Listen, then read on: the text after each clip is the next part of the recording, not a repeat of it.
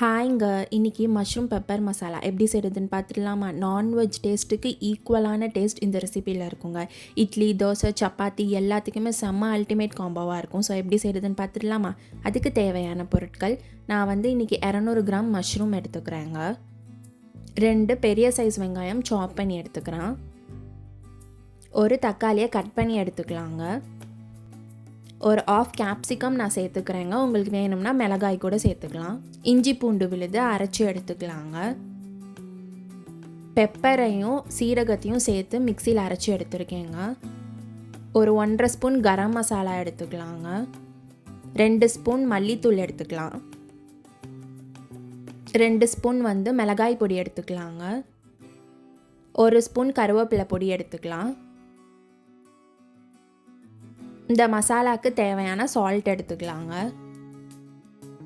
ஒரு பேனில் 3 spoon oil சேர்த்துக்கலாங்க.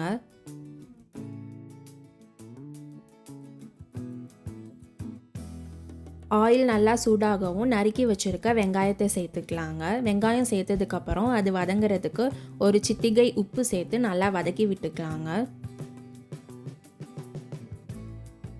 வெங்காயம் நல்லா வதங்கிருச்சுங்க. இப்போ அரைச்சி வச்சுருக்க இஞ்சி பூண்டு பேஸ்ட்டு சேர்த்து அதையும் நல்லா பச்சை வாசம் போகிற அளவுக்கு வதக்கிக்கலாங்க.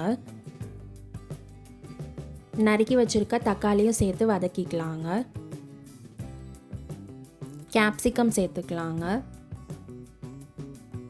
தக்காளி வெங்காயம் நல்லா வதங்கினதுக்கப்புறம் நம்ம எடுத்து வச்சுருக்க மசாலாஸை ஒன்று ஒன்றா சேர்த்துக்கலாங்க.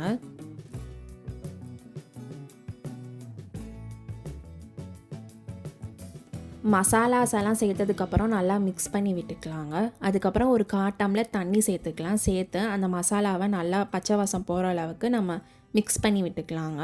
அதுக்கப்புறம் இந்த கறிக்கு தேவையான அளவு சால்ட்டு சேர்த்துக்கலாம். சேர்த்துட்டு அதையும் நல்லா மசாலாவோட மிக்ஸ் பண்ணி விட்டுக்கலாங்க.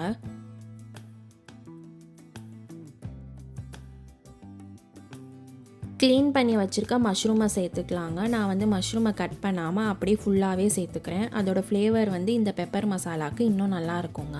மஷ்ரூமை பேக்கிங் சோடாவில் போட்டு நான் க்ளீன் பண்ணி எடுத்துருக்கேங்க. பேக்கிங் சோடா அவைலபிளாக இல்லைனா கோதுமை மாவு சேர்த்து கூட நீங்கள் க்ளீன் பண்ணி எடுத்து சேர்த்துக்கலாம். நல்லா சேர்த்ததுக்கப்புறம் மசாலாவோட நல்லா மிக்ஸ் பண்ணி விட்டுக்கலாங்க. ரொம்ப லோ ஃப்ளேமில் வச்சே குக் பண்ணிக்கலாம். ரொம்ப ஹை ஃப்ளேமில் வச்சா சீக்கிரம் கருகிருங்க.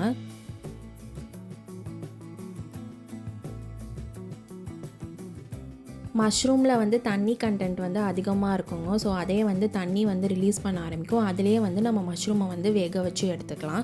உங்களுக்கு தனியாக கறிக்கு வேணும்னா தண்ணி சேர்த்துக்கலாங்க. இப்போது நம்ம மிக்சியில் அரைச்சி வச்சுருக்க மிளகு அதுக்கப்புறம் சீரகம் அந்த மசாலாவை சேர்த்துக்கலாங்க.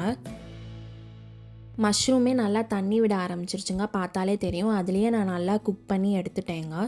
ஒரு கைப்பிடி அளவு கொத்தமல்லி சேர்த்து நல்லா மிக்ஸ் பண்ணி அரைக்கிட்டோம்னா அவ்வளோதாங்க, மஷ்ரூம் பெப்பர் மசாலா ரெடி ஆயிடுச்சு.